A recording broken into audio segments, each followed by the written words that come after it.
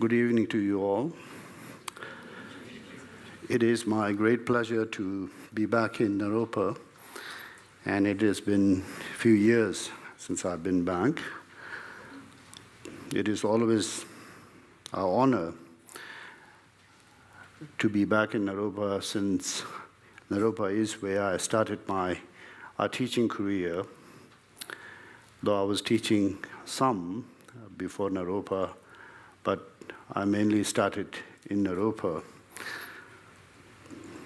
So it is always my honor to be back to Naropa to express my appreciation and as well as reconnect with the school. When I first came to Naropa, Reggie and Judith, we were in the faculty room, and they said you have to do a two public program every year, and what would you like to do? And I was thinking, and it just came to me that I will do a Compassion Without Limit as a one, and then a Breeze of Simplicity as another. So those two programs were the programs that I did every year in Naropa. And last time when I was in Naropa, I did the Breeze of Simplicity. And this time, to be able to do the Compassion Without Limit sort of makes a whole circle. And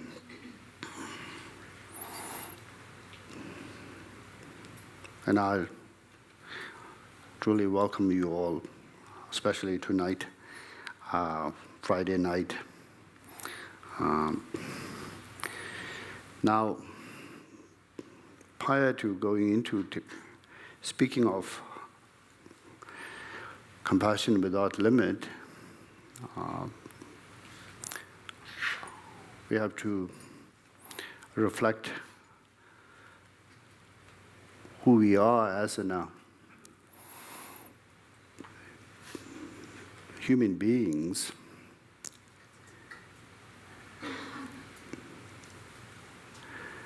And as a human being, we all do have a life, and the life is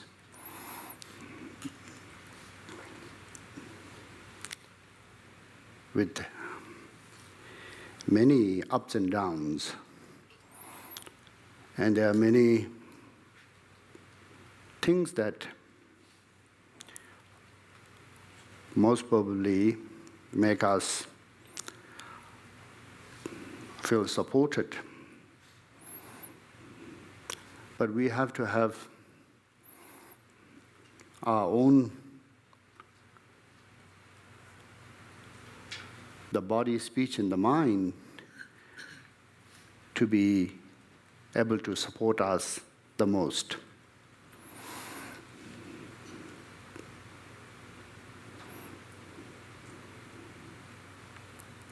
Not the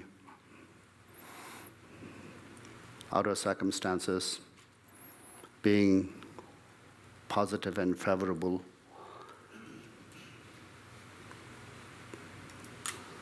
not the savings that one has in one's bank, not the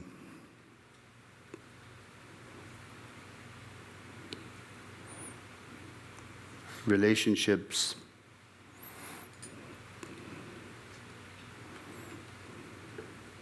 not the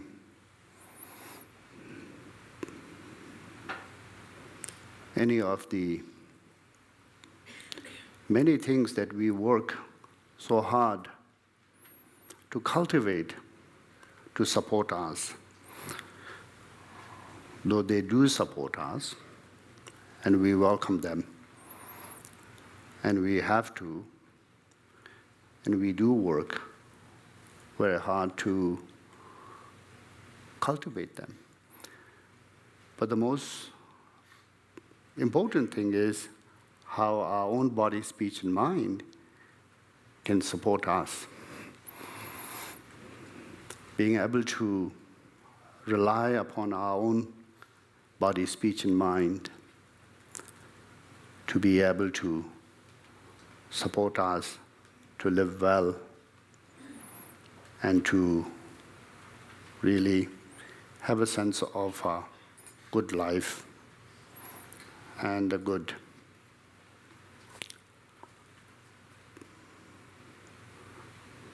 meaning of this life.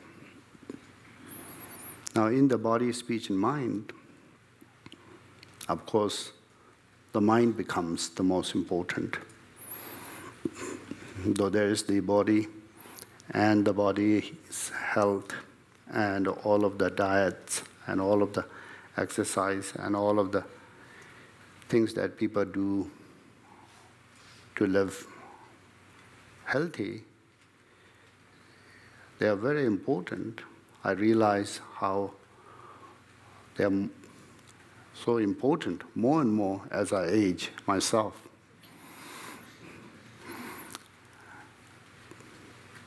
So, without saying, there's so much effort in that in general. And it is something that we all have to do to take care of ourselves.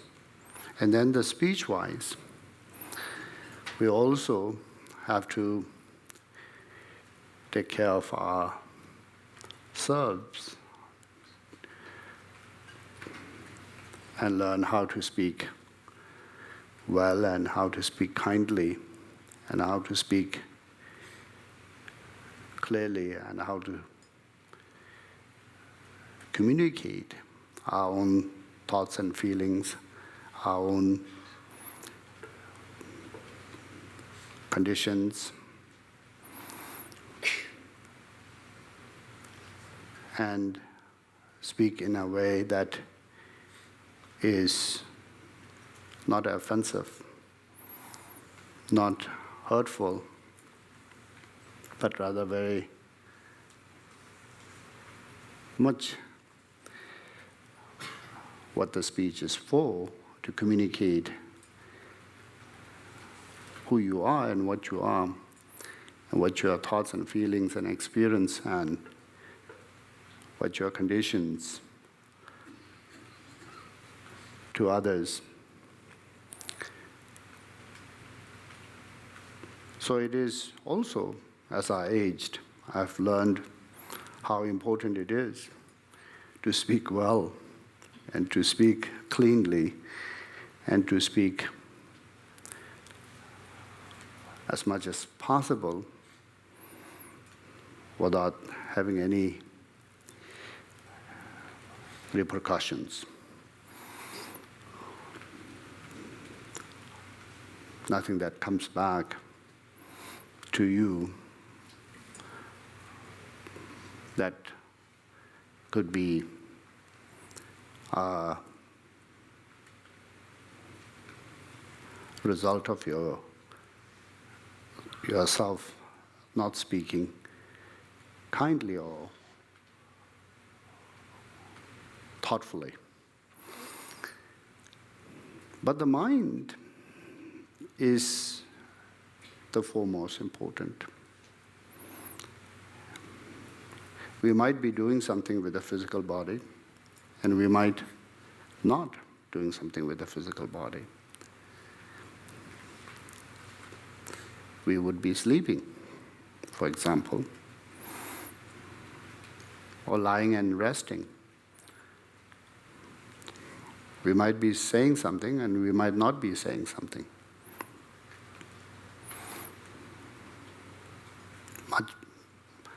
Much of the time when you're not speaking with anyone, you're quiet.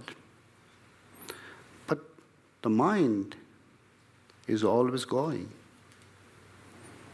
Mind is always continuing. Mind is always Even in the sleep, it continues. So, we are really in our mind. We are in our thoughts and feelings. We are in our perceptions. We are in our consciousness. In the Buddha Dharma, we are said to be made of 5 aggregates. The aggregates of the body and the rest, the 4 aggregates, aggregates of the feelings, aggregates of the conceptions, aggregates of the formations, aggregates of the consciousness. All these 4 aggregates are part of mind. So in mind, to have a sense of how to be kind to oneself, to be loving to oneself, and then loving to others, kind to others, is in a great importance.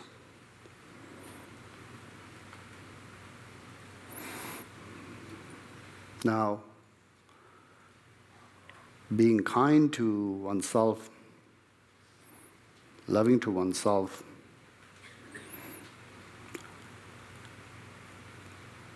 doesn't come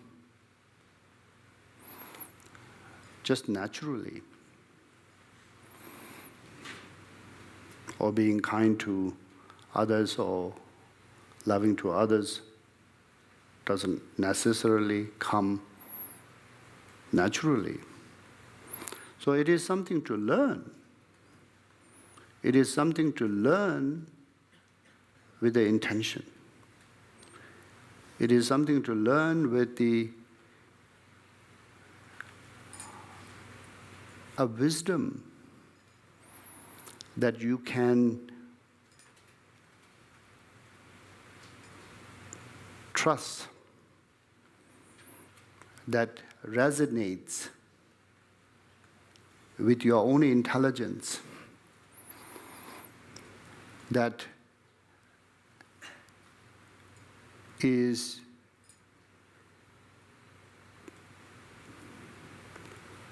not just periodically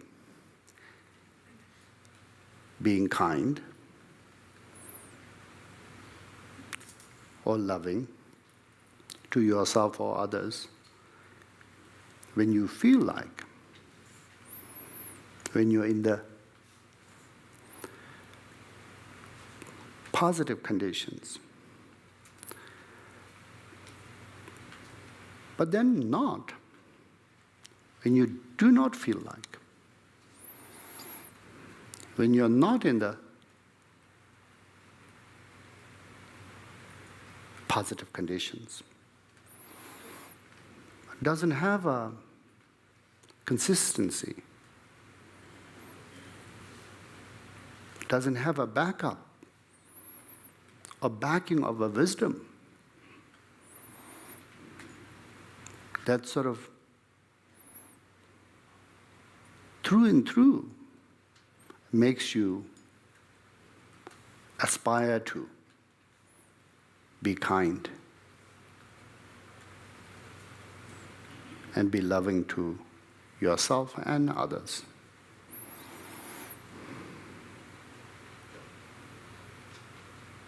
So, if we leave it to just emotions, or how the conditions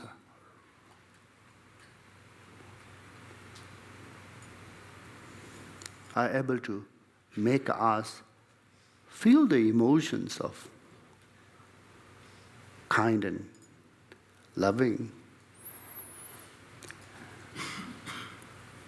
it's not going to be reliable. It is not going to be consistent. It is something that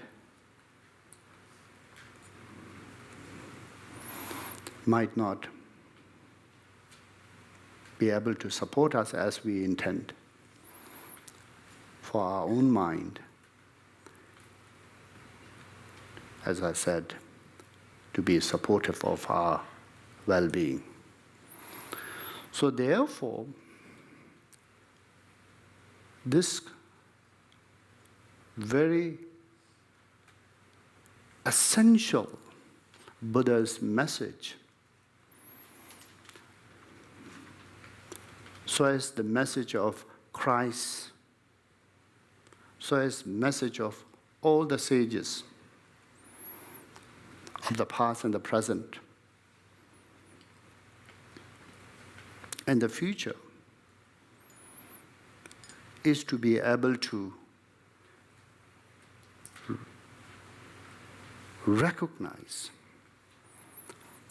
how we may look different outwardly. We may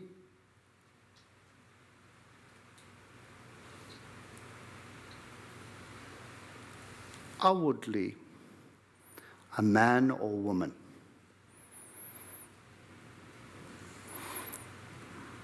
or transgender.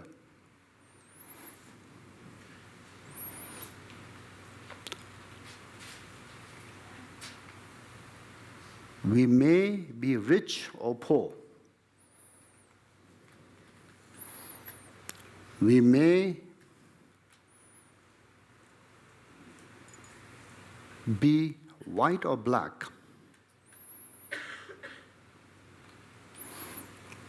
Or yellow in color.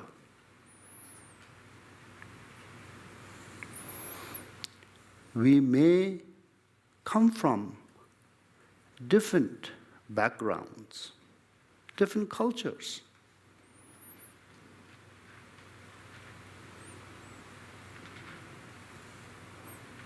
We may be older or younger.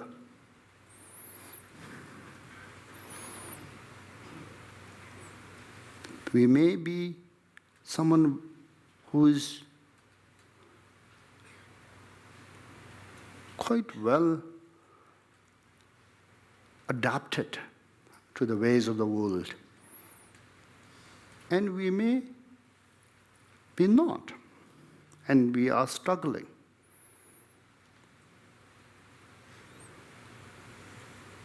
To adapt to the ways of the world. But inside, in our own, each one of us,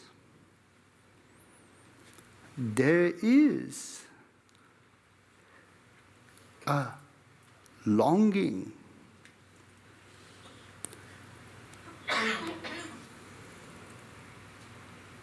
there is an inspiration unceasingly to be met with the conditions of happiness.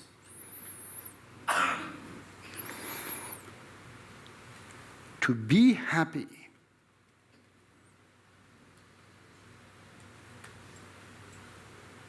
There is no difference whatsoever. We are all identical.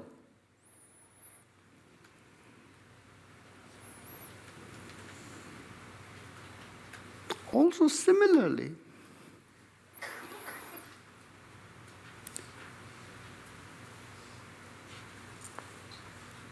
there's another longing as well in each and every one of us.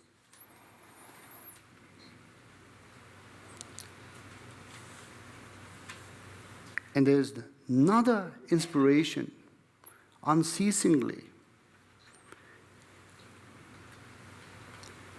inside each and every one of us. That is to be free from the conditions of any pain that we are engaged presently.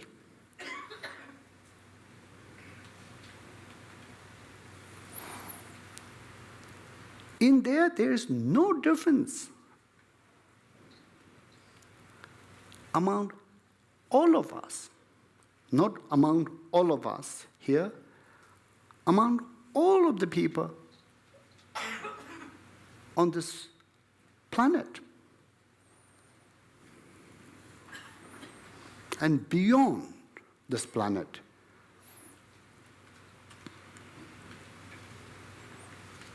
It is not just only with the human beings. It is with anyone and all who has 5 aggregates.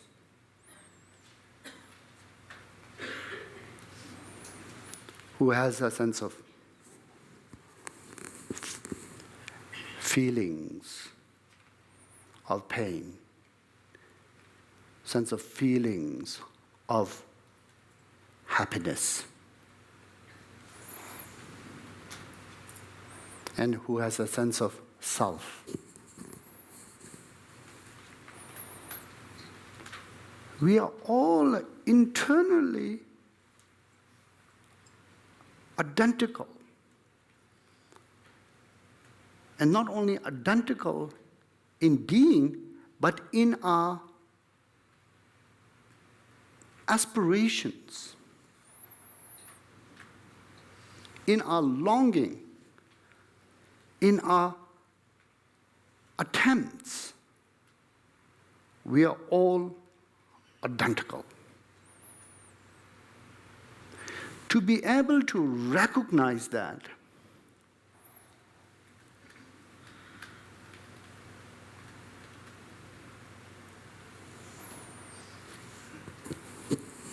how we are all identical and equal,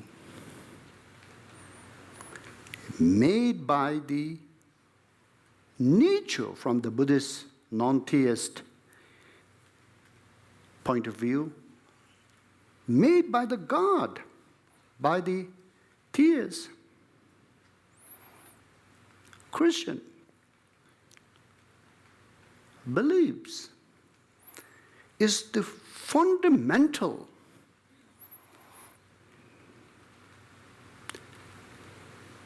essential way to shape your mind.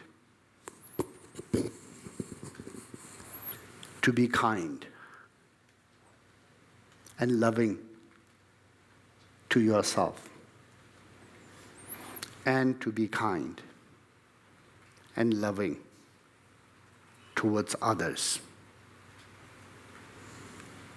Without coming in touch with this in one's own experience, how that is true, trying to be loving and kind to oneself or trying to be loving and kind to others is going to be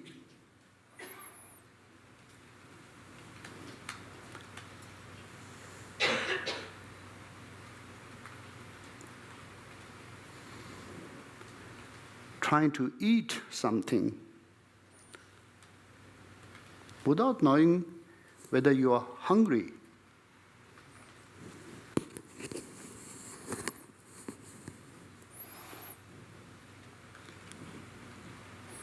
Or without knowing, you just have ate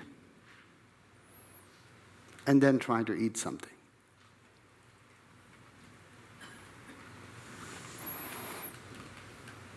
So coming in touch with oneself in the deepest ways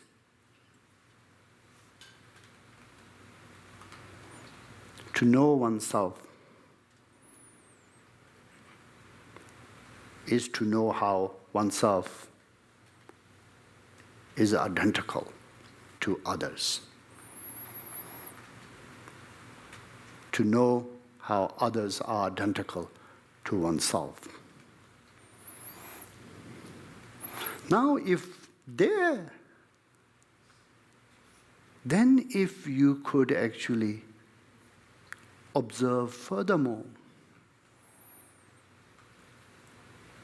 about oneself or others.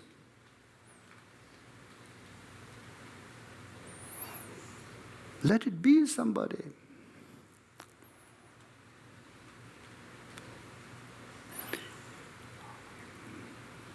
However, the person might have many flaws. And all these flaws totally puts you off. So as also when you look at yourself, you might find yourself to have many flaws.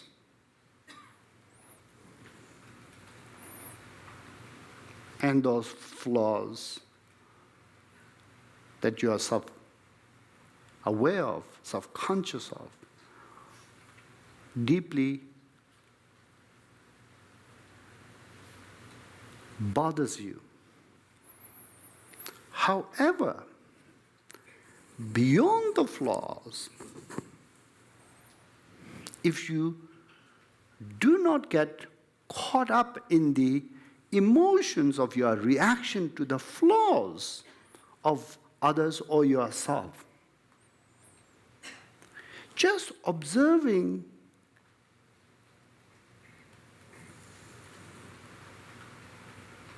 this raw level of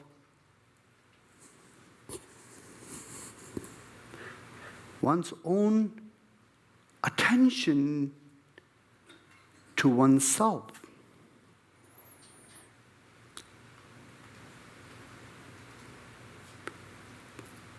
With the longing, with the aspiration to be happy, to meet with the conditions of happiness.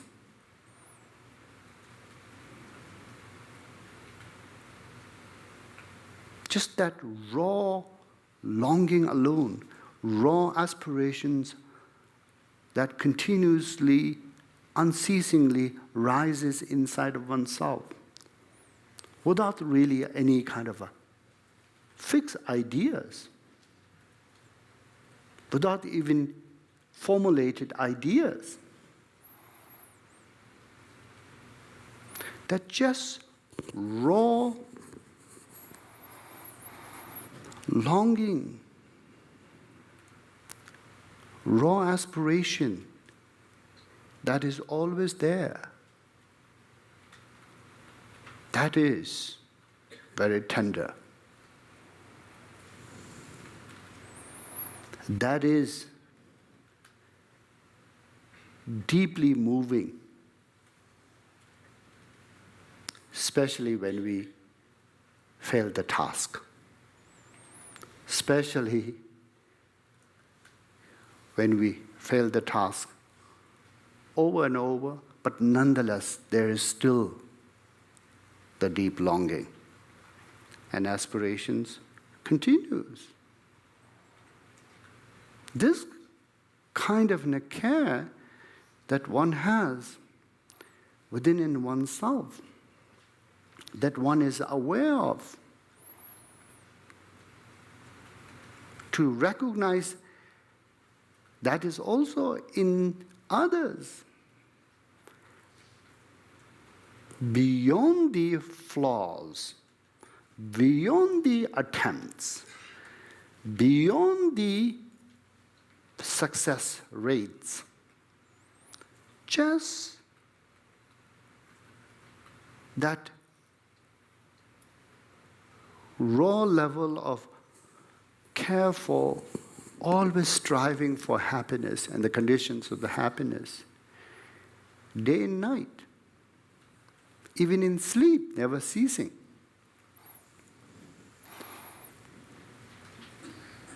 That is what makes us all sentient. And what makes us all sentient is a very beautiful and very tender and very loving.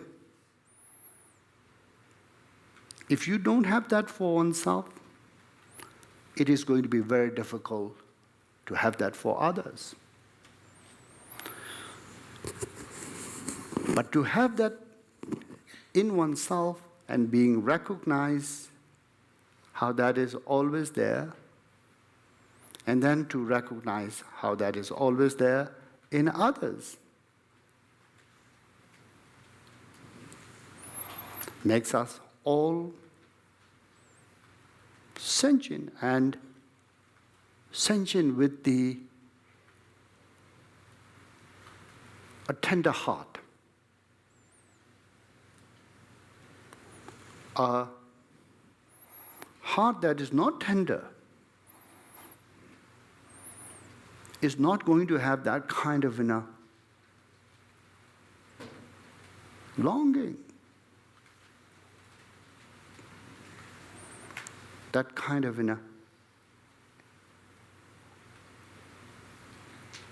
aspirations, prayers being made continuously so. Heart that is a tender only can make that kind of prayers. Heart that is tender can only have that kind of aspirations. Heart that is a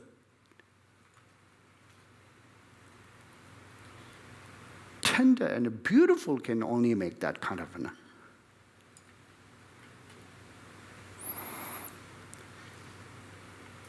longing come alive in oneself. So, as an ascension, as in a primitive sentient to more sort of a developed sentient, from animals, from insects to the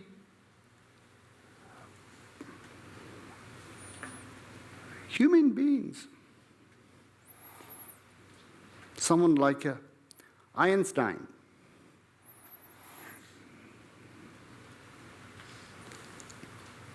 When we think about the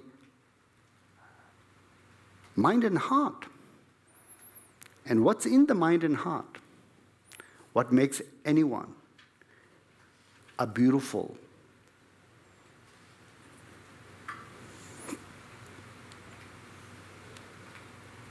is going to be that tender heart, loving heart, caring heart, heart that is always unceasingly attends to one's need of the happiness.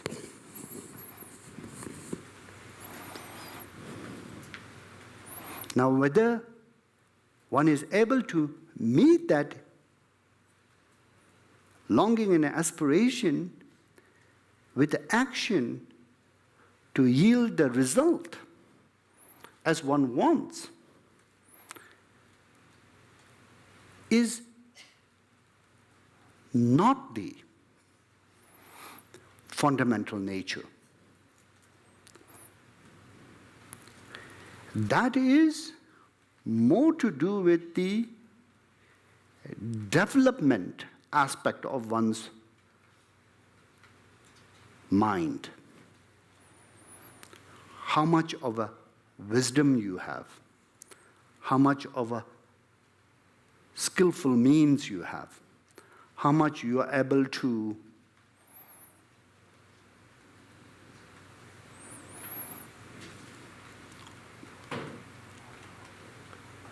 take care of yourself with the wisdom and the skillful means in your hands. But what is the wisdom for in the first place? What is the skillful means in the first place? It is to attend to that longing. It is to attend to that aspiration.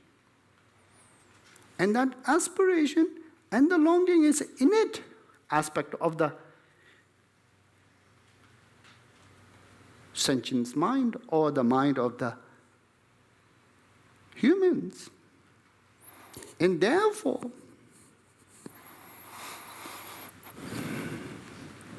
to have this in oneself and not to be self-absorbed. To have this in oneself and thus to be able to equate oneself with the others. Others with yourself. In a genuine way to respect yourself as well as others. If you do not recognize this in others, it becomes self-absorption.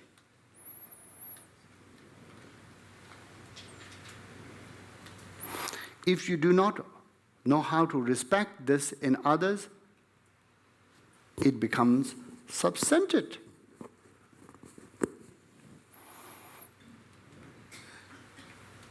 Root of all sufferings. Something that is so beautiful and something that is so, by nature, good, becomes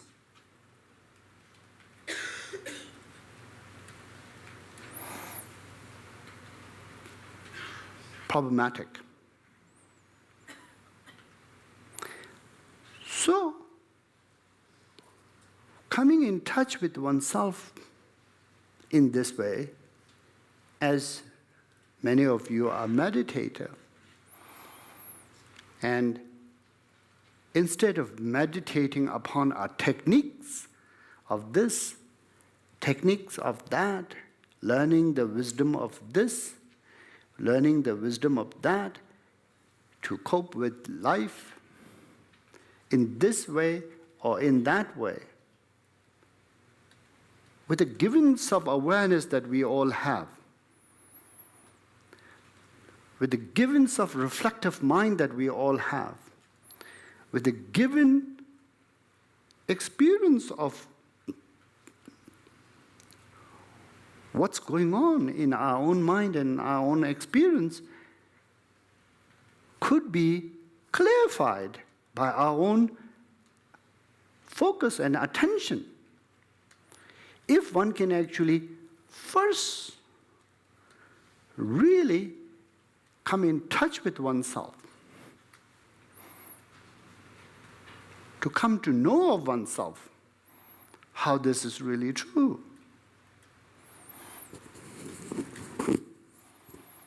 As what the Buddha have stated. And then verify it through your own experience. And thus it doesn't become like some kind of a dogma of dharma being forced upon oneself to swallow. When you come to realize how you have this longing all the time in a raw form, you have this aspiration all the time, including even in the sleep, in a raw form. And then how that is always out there in each living beings, continuously manifesting, just like how it is being manifested here inside of you. Since we are of different mind streams. The only way we can know of each other's experience is through inference, not through direct experience. And in order to know each other's experience and feelings and thoughts through inference, you have to first know yours. You have to be able to reflect on yours, own experience. And then with this sort of communication and with the science and with all of the other methods of the inference to know, you come to understand and conclude that oneself and others are identical. And in this way, just as you develop that kind of like a openness to yourself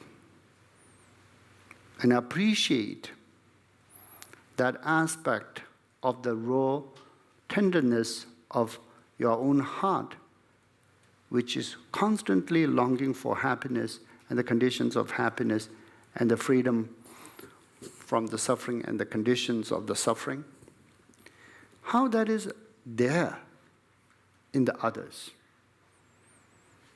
To acknowledge that, to not only acknowledge it, but to really acknowledge it.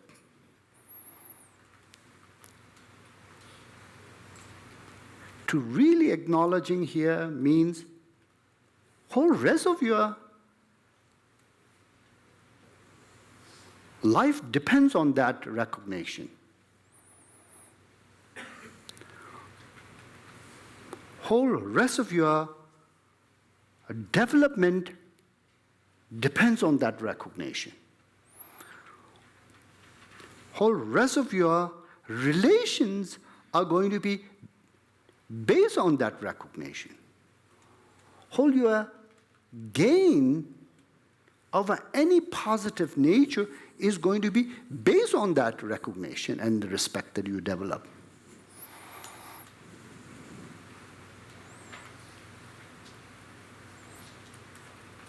It is not just only a simple matter of just while you are on the cushion, while you are reflective, you could acknowledge, you could agree with the teachings, and then go off and do something different. By the way, we do that all the time. But that's because of the habit we do it.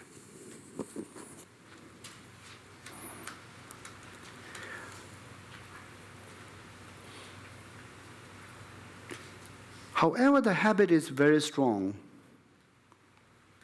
and relentless.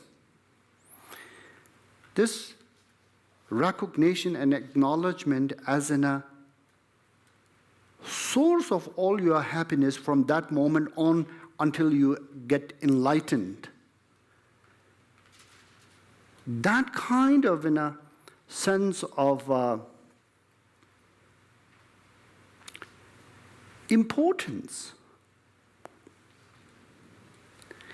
being added to the recognition. That kind of value being added to that recognition.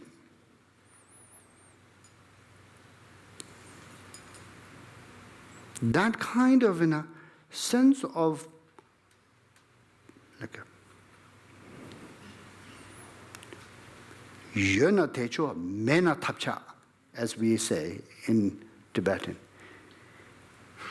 If you have one thing in oneself as a positive quality to rely upon, to count upon, to really have it to support you through and through, it has to be this recognition, this acknowledgement. Putting all of the differences aside, and then finding this common ground with all other living beings. Now, when you put that kind of a value to it, importance to it, when you recognize and acknowledge this is going to be the source of your mundane and extraordinary happiness, your future well-being in the life of this and future lives in just every aspect, and then also in the spiritual path towards obtaining a state of enlightenment, really depends on this recognition and acknowledgement. Then you begin to find the sense of preciousness of this recognition. You begin to find the sense of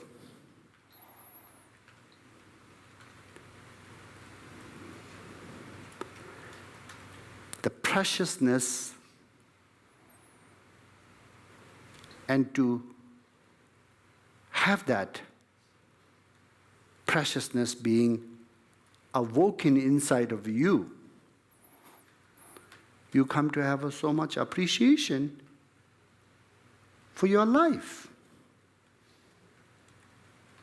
And then in failing, you could actually trace how you have caused so much of suffering to others, and thus in return, you have caused so much suffering to yourself.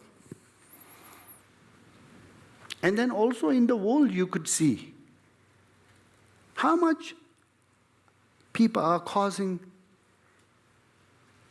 human beings are causing suffering to each others, and then thus to themselves in every possible way. Why? Why? Is it because of this? Is it because of that? Is it because of this? Is it because of that? Yes, yes, yes, with all of the reasons that is given in the New York Times. But essentially, ultimately, failing to recognize the brotherhood or the sisterhood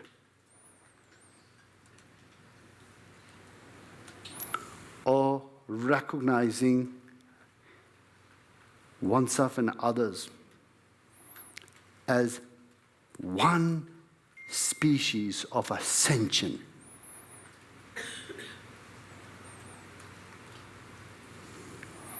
Identical.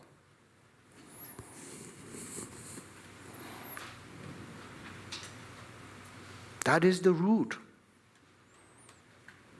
of all of the sufferings.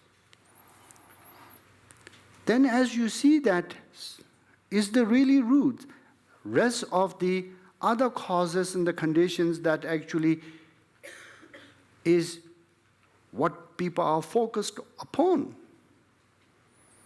what people make so much of an importance and big deal,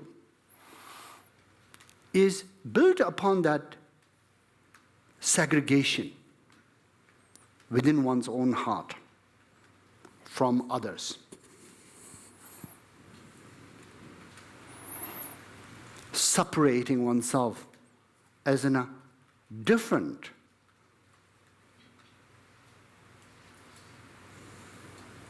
as in a alienated self from others.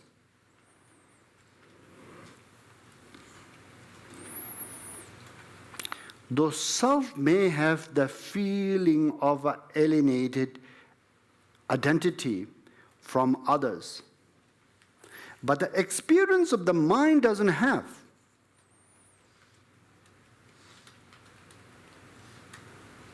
Experience of the mind is identical.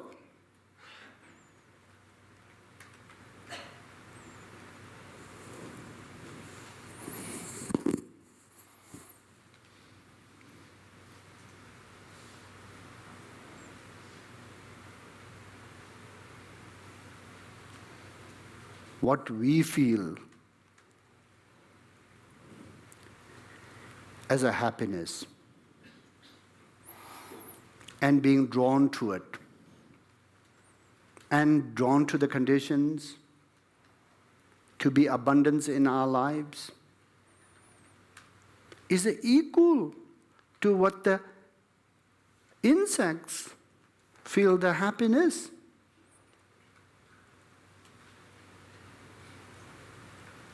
And drawn to the happiness and the conditions. So, as Shantideva, the great 6th century Mahapandita of India, have stated it, why not? Why not have a mind of a pluralism?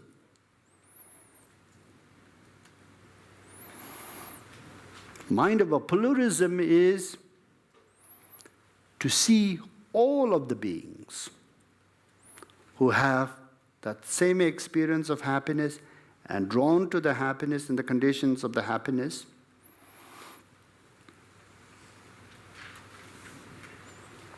Anyway, everywhere, across the space.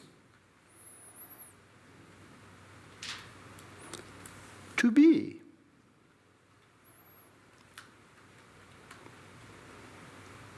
Your responsibility. To make it your responsibility. To care for it. To attend to it.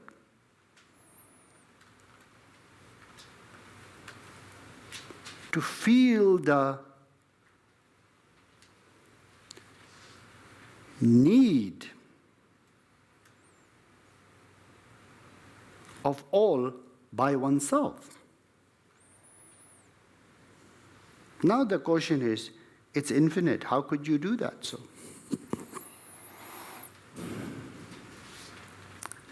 And his answer is,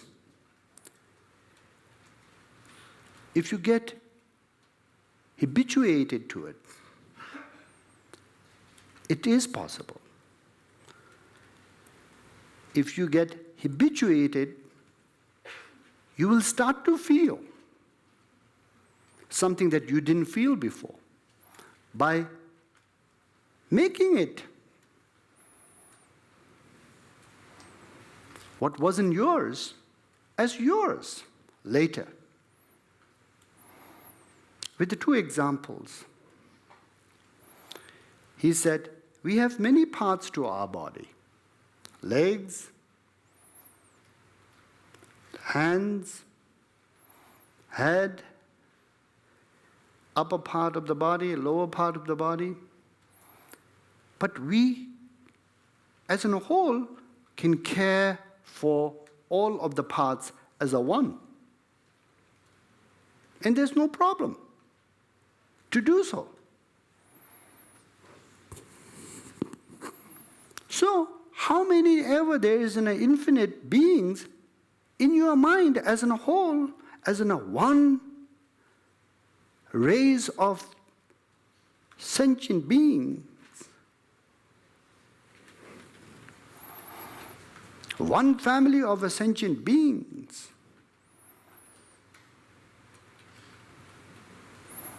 You could actually extend your tender heart. You could extend your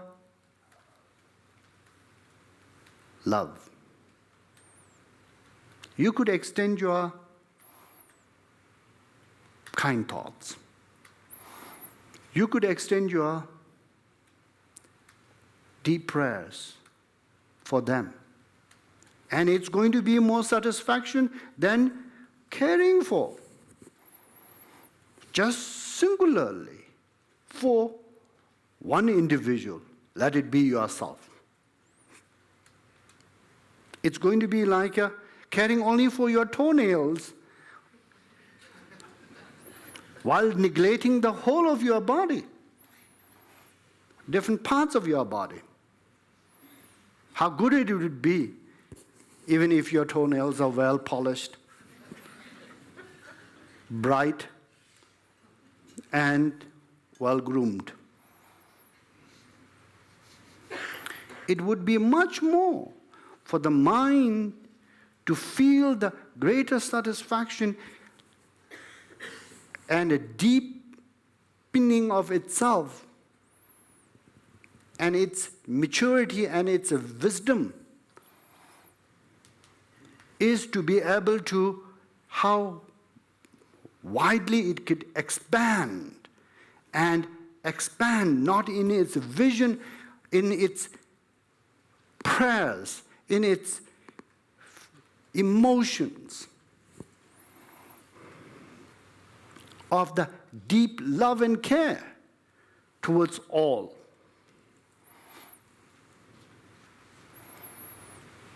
To make it to be yours. Now, the second example that he has given is then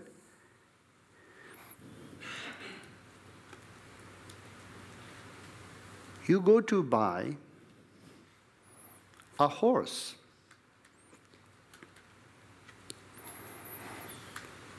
Prior to, or maybe nowadays, an automobile. Prior to making the purchase and signing the paper, whatever happens to the horse or the automobile is not your concern. Soon after you made it to be yours and you have signed it, it all becomes yours concern. Whatever happens, or even a small scratch, it hurts you. What didn't hurt you, what wasn't yours, what didn't matter to you, it start to hurt you, it start to matter to you, it start to become your concern. There's no any change in the automobile. There's no any change in the horse. It's just how your mind comes to adapt. And in this way, if we can adopt the universal love and universal responsibility for the whole of the entire human family, or all of the entire sentient family, your heart is limitless. Your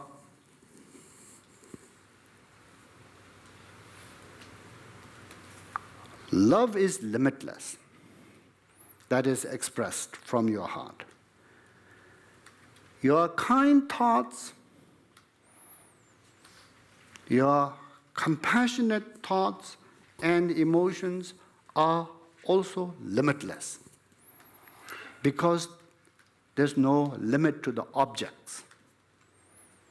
You're not going and counting each and every human beings or each and every sentient beings across the space, but it's all included in your vision. And your vision is inclusive of all who are equal to yourself, who wishes to be happy, who longs to be happy, who wishes to be free from suffering, who longs to be free from suffering, minute after minute, second after second, just like you here. And you are the reference to know others. And you are the window to know others. You are to have the glimpse of what's going on in others by coming in touch with yourself.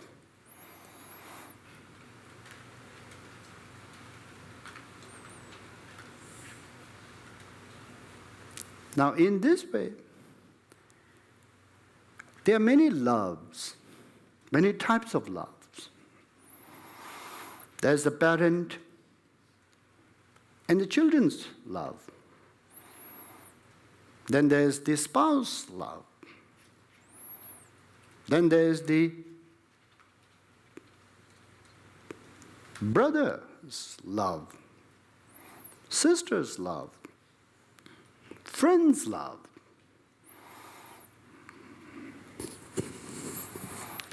There are many loves, and they're all very charged with the love and the emotion of love.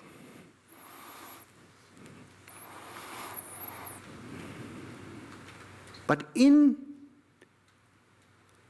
all of those, there's a sense of self as a reference. There's a sense of self as a reference which times makes the love and the feelings be positive. And then there are times when the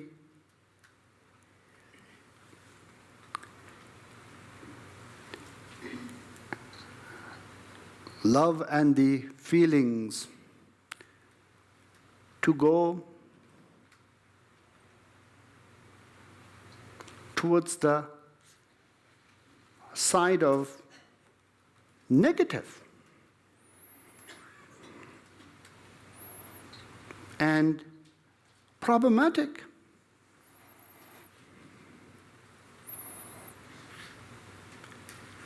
Though how much we cherish and we live for this kind of love and experience of this kind of a warmth and love to feel inside, we are all quite wary of that kind of love. Often. How 1 minute you are so much touched and warmed by your love or someone else's love to you that is based on relationship.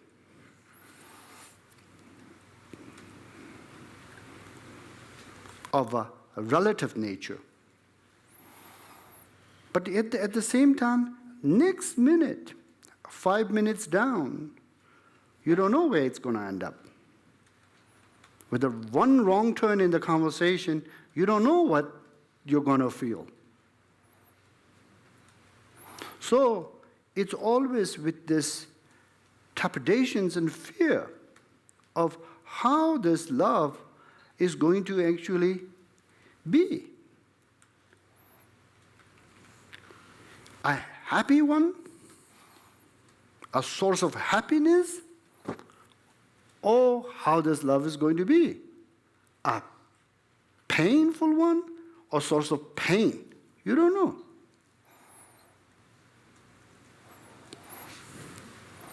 Now, it shows from the Buddhist point of view, the karma of each of our relationships with each other. That kind of a bond that we have with each other is a positive for sure, to make us to be able to feel in this much of a volume is a positive.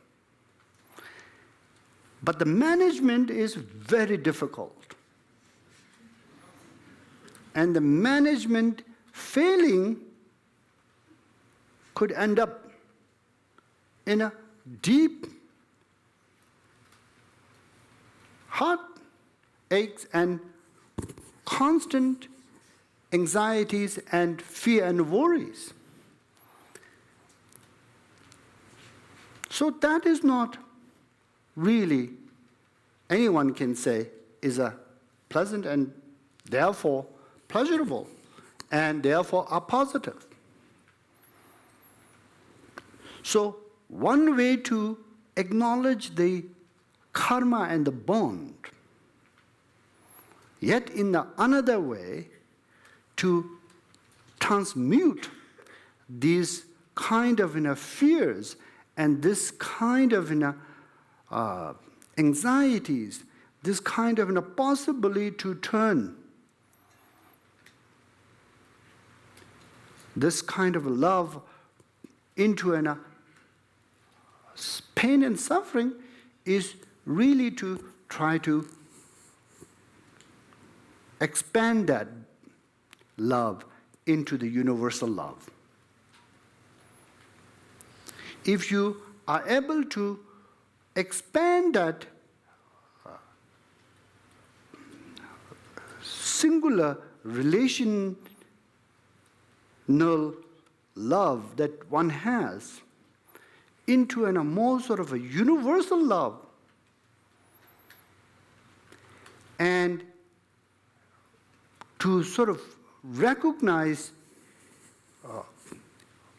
the person whom you have relation and whom you have this bond and whom you have this strong feelings of a love as in a positive, but yet at the same time that person is not extension of you, but it is another being. It is another living being, just like any other living beings. Just like any other living being who has this longing to be happy, wish to be happy, longing to be free from suffering, wish to be free from suffering. And thus, this person is no different than any other beings. And what you feel for this person, you should feel in a positive way, whatever you feel towards all living beings. Whatever you want to preserve for this very person and not want to share it with all of the other living beings is somewhat of your own trap. Somewhat of your own trap to get that very sort of like a preserved love for your loved ones to bite you back and chew your head. And that's going to be not in the long run sustainable. Making any kind of this special treatments in one's mind, exceptions in one's mind is bound to be in a great disappointment in the end for oneself. To not to be able to either do it enough, fulfill enough, or could not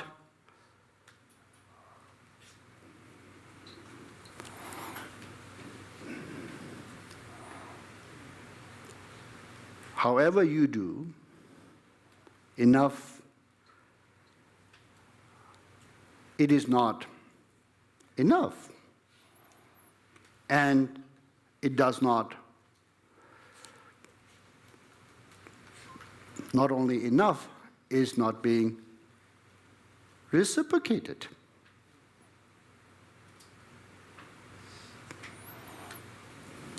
So many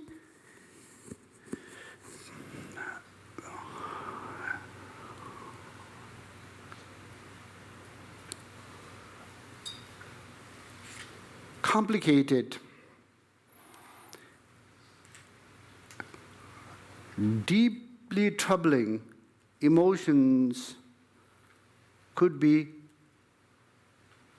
as a result of this, come up in the relationships. So, however you feel intensity, to learn how to share that intensity in your meditative experience with others, thinking all others are equal to this person, are living beings whom I have this feelings to offer to, prayers to offer to, heart to offer to, and not to keep it preserved for any singular being. Now, in life, as in dealings, as in relations, 101, it has its own conditions. But in the mind, there is no conditions. So in the mind, one is free to allow one's love and feelings of universal love to flow everywhere without any conditions. And if there is a one condition, that is the universal conditions of how we are all equal,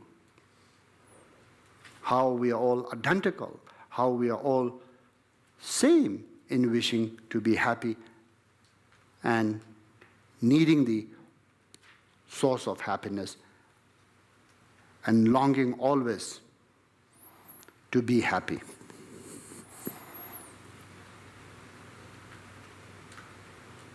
So in that way, whatever the karma or the bond can bring up the intense emotions of love, in that very moment, if you could take that and spread it like a jam over all of the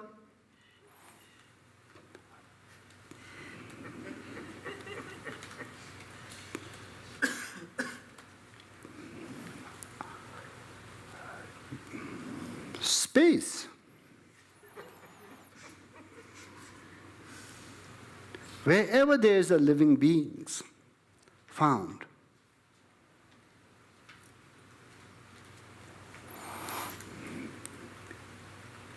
you will learn something from that bond.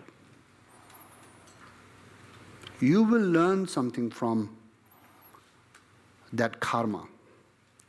You will learn something from that specific karma and bond to emulate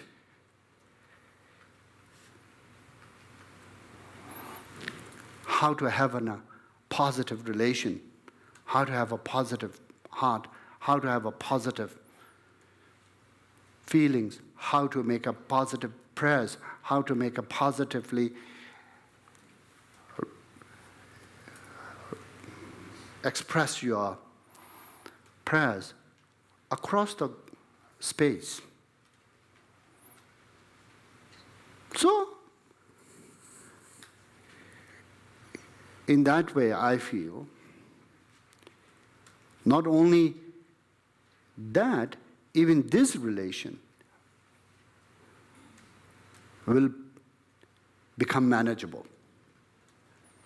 Even this relation will become much more of in perspective.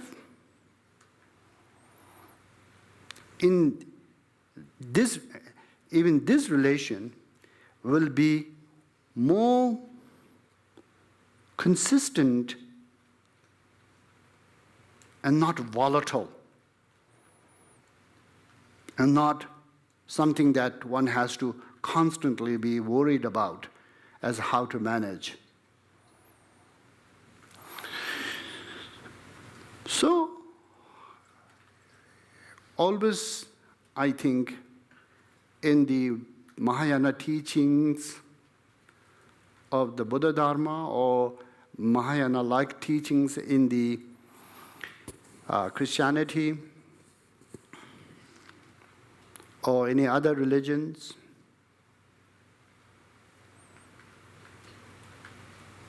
I value the most is seeing oneself and others as an equal.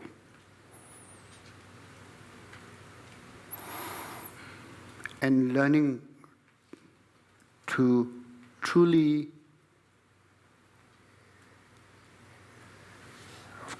first come in touch with yourself and then have that be the window to know others,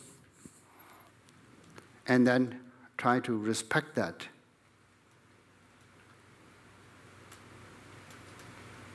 Try to respect that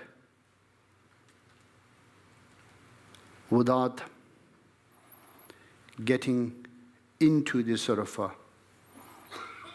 differences. Differences are 1,000, but this one commonality